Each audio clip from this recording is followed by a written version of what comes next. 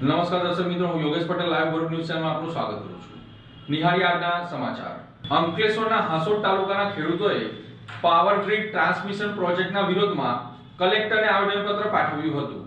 ભરૂચ જિલ્લાના વિવિધ ગામોના ખેડૂતો પાવર ગ્રીડ ટ્રાન્સમિશન લાઇન પ્રોજેક્ટને લઈને વિરોધ નોંધાવી રહ્યા છે. ખેડૂતોનો આક્ષેપ છે કે તેમની ખેતીની જમીનમાં પ્રોજેક્ટ માટે કામગીરી શરૂ કરવામાં આવી રહી છે, પરંતુ તેના બદલામાં યોગ્ય વળતર આપવામાં આવતું નથી. આ બાબતે અંકલેશ્વર હાંસોટના ખેડૂતોએ કલેક્ટરને આવેદનપત્ર પાઠવી રજૂઆત કરી હતી, જેમાં જણાવ્યા અનુસાર જિલ્લા પ્રશાસન દ્વારા આ પ્રોજેક્ટને રાષ્ટ્રીય અને જાહેર હિત માટે જરૂરી ગણવામાં આવી રહ્યો છે. તેમ છતાં ખેડૂતોનું કહેવું છે કે વિકાસના નામે તેમના હકોનું ઉલ્લંઘન થઈ રહ્યું છે. તેઓએ સ્પષ્ટપણે કહ્યું હતું કે તેઓ વિકાસના વિરોધી નથી, પરંતુ યોગ્ય અને ન્યાયપૂર્ણ વળતર વિના જમીન આપવી સ્વીકાર્ય નથી. ખેડૂતો દ્વારા કમર્શિયલ જંત્રી મુજબ સંપૂર્ણ વળતર આપવા, માર્કેટ રેટ કમિટીની રચના કરવા અને તેમાં ખેડૂત પ્રતિનિધિઓને સામેલ કરવા સહિતની માંગણીઓ રજૂ કરવામાં આવી છે. ઉપરાંત કંપનીએ સીધી જવાબદારી સ્વીકારીને વળતર ચૂકવવું અને બળજબરીથી જમીનમાં પ્રવેશ બંધ કરી દેવો જોઈએ તેવી માંગ કરવામાં આવી છે. ખેડૂતોનો દાવો છે કે રાજ્યના અન્ય જિલ્લાઓમાં સમાન પ્રોજેક્ટ માટે વધુ યોગ્ય વળતર આપવામાં આવ્યું છે, જ્યારે ભરૂચમાં તે જ માપદંડો લાગુ કરવામાં આવતા નથી. આ કારણે નીતિ અને અમલ વચ્ચે વિસંગતતા હોવાનો આક્ષેપ પણ કરવામાં આવી રહ્યો છે. ખેડૂતો દ્વારા ચેતવણી આપવામાં આવી છે કે જો આગામી દિવસોમાં યોગ્ય કાર્યવાહી નહીં કરવામાં આવે તો તેઓ રાજ્યવ્યાપી આંદોલન શરૂ કરશે તેવી ચીમકી ઉચ્ચારી હતી. હું નિપુલ પટેલ, ખેડૂત આગેવાન. અંકલેશ્વર હાંસોટ તાલુકાના વિવિધ ગામોમાંથી પાવર ગ્રીડ કોર્પોરેશનની અનેક લાઈનો જાય છે અને એ લાઈનોના આધારે જ્યારે ખેડૂતો કામ કરવા નથી દેતા, પ્રવેશવા નથી દેતા, તો એમને કાયદાનું એક રક્ષણ મળે છે કંપનીને. એટલે કલેક્ટર સાહેબની કોર્ટમાં એ લોકો અરજી કરે છે અને અરજીના આધારે કલેક્ટર સાહેબ અમારા મુદ્દાઓ છે માત્ર વળતરના રોકવા માટેના કોઈ પણ પ્રકારની સંવિધાનમાં જોગવાઈ નથી કે ખેડૂતને સાંભળવા જોઈએ, નહીં સાંભળવા જોઈએ. આ બધી બાબતોને ધ્યાનમાં લીધા વગર અમે જ્યારે મુદ્દા રજૂ કરીએ છીએ તો મુખ્ય મુદ્દા 1885 ટેલિગ્રાફ એક્ટ, ત્યાર પછી એમાં અનેક એમેન્ડમેન્ટ થયા છે.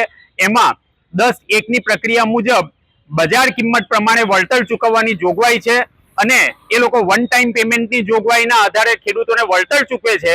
જ્યારે સંવિધાનની અંદર બીજી એક જોગવાઈ છે 62(e) મુજબ ખેડૂતોને ભાડું આપવાની જોગવાઈ પણ છે, જેનો આજ દિન સુધી કોઈએ ધ્યાન પર લીધું નથી અને એનો સરેઆમ ઉલ્લંઘન કરે છે.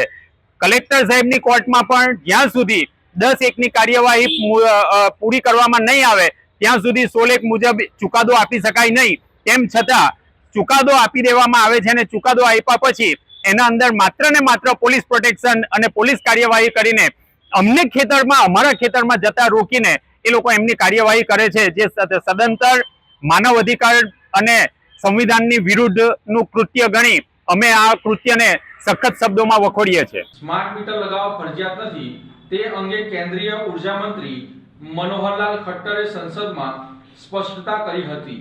સ્માર્ટ મીટરને લઈને ચાલી રહેલા વિવાદ વચ્ચે કેન્દ્ર સરકાર તરફથી એક મોટી રાહતના સમાચાર આવ્યા છે.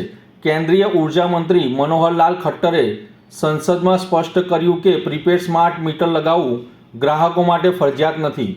ગુજરાતમાં જ્યાં સ્માર્ટ મીટર સામે ઠેર ઠેર વિરોધ જોવા મળી રહ્યો છે, ત્યાં આ નિવેદન અનેક સવાલોના જવાબ આપી રહ્યું છે. આવો જોઈએ આ ખાસ અહેવાલ. લોકસભામાં પ્રશ્નોત્તરી દરમિયાન મનોહરલાલ ખટ્ટરે જણાવ્યું હતું કે ઇલેક્ટ્રિસિટી એક્ટ 2003 મુજબ સ્માર્ટ મીટર લગાવવું એ ગ્રાહકની મરજી પર નિર્ભર છે. સરકાર કોઈ પણ ગ્રાહક પર આ વ્યવસ્થા લાદી રહ્યું નથી. ગુજરાતના વડોદરા, પંચમહાલ, પોરબંદર, ભરૂચ જેવા વિસ્તારોમાં લોકોએ સ્માર્ટ મીટર સામે ભારે વિરોધ નોંધાવ્યો હતો. સ્માર્ટ મીટરને લઈને આરટીઆઈ દ્વારા પણ અગાઉ ખુલાસાઓ થયા છે. સ્માર્ટ મીટર ફરજિયાત હોવાનો કોઈ કાયદો નથી. મંત્રીએ વધુ સ્પષ્ટતા કરી છે કે ગ્રાહકો વારંવાર બિલ ભરવામાં ડિફોલ્ટ થાય છે, તેમના માટે પ્રીપેડ સ્માર્ટ મીટર ફરજિયાત કરવામાં આવી શકે છે, જેથી વીજ કંપનીઓના નુકસાનને અટકાવી શકાય છે. જો કે સરકારે એમ પણ ઉમેર્યું છે કે સ્માર્ટ મીટરથી ગ્રાહકોને પોતાની વીજ વપરાશ પર નિયંત્રણ રાખી શકશે અને તેનાથી રાજ્યોની વીજ કંપનીઓની નાણાકીય સ્થિતિ સુધારો થશે. તેમજ ઇલેક્ટ્રિસિટી એક્ટ 2023ની કલમ 47(5) મુજબ ગ્રાહકો પોતાની મરજીથી પ્રીપેડ મીટર પસંદ કરી શકે છે. મનોહરલાલ ખટ્ટરના આ નિવેદન બાદ હવે એ સ્પષ્ટ થઈ ગયું છે કે સામાન્ય જનતા પર સ્માર્ટ મીટરનો કોઈ દબાણ કરવામાં આવશે નહીં. ગુજરાતમાં ચાલી રહેલા વિરોધ વચ્ચે કેન્દ્રની આ સ્પષ્ટતા ગ્રાહકો માટે મોટી જીત સમાન માનવામાં આવી રહી છે.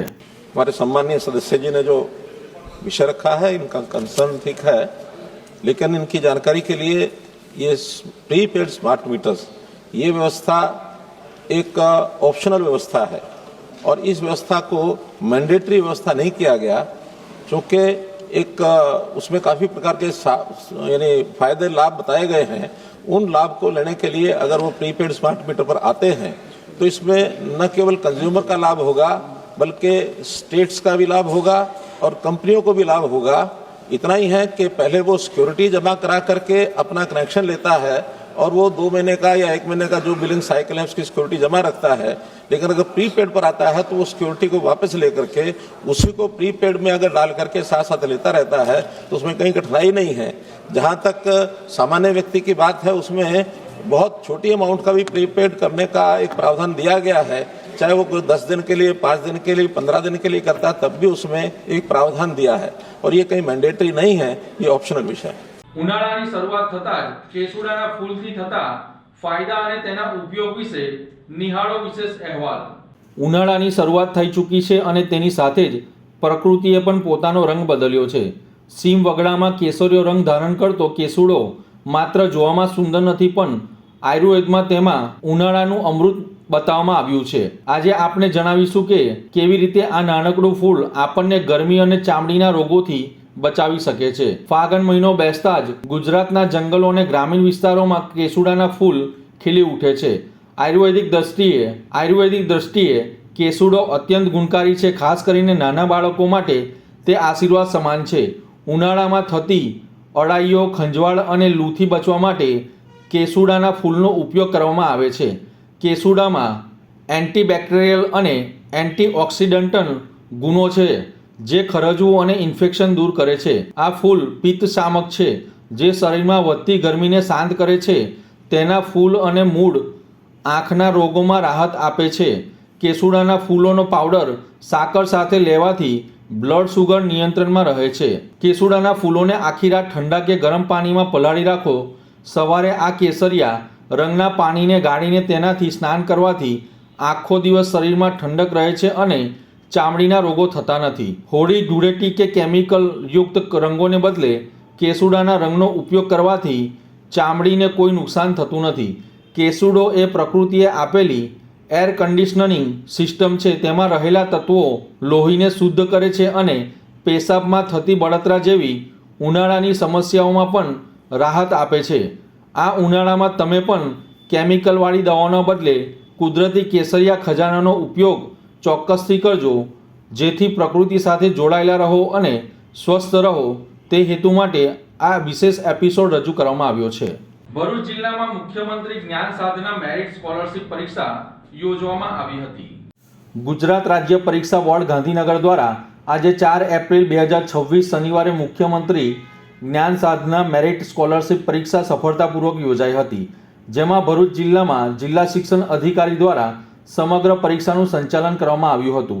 જિલ્લામાં કુલ 55 કેન્દ્રોમાં 500 બ્લોકમાં પરીક્ષા લેવામાં આવી હતી. આ પરીક્ષામાં ગુજરાતી માધ્યમના 13,544 અને અંગ્રેજી માધ્યમના 694 વિદ્યાર્થીઓ સાથે 21 એડિશનલ વિદ્યાર્થીઓ મળી કુલ 14,259 પરીક્ષાર્થીઓ નોંધાયા છે. તાલુકાવાર જોવામાં આવે તો ભરૂચ, અંકલેશ્વર અને જંબુસર તાલુકામાં વધુ કેન્દ્રો ગોઠવવામાં આવ્યા હતા. પરીક્ષા વ્યવસ્થાપન માટે 55 કેન્દ્ર સંચાલકો, 55 વહીવટી મદદનીશો, 55 ક્લાર્ક કમ ટેકનિશિયન, 500 ખંડ નિરીક્ષકો તથા 57 રિલીવરો સહિત કુલ 283થી વધુ કર્મચારીઓ તૈનાત કરવામાં આવ્યા હતા.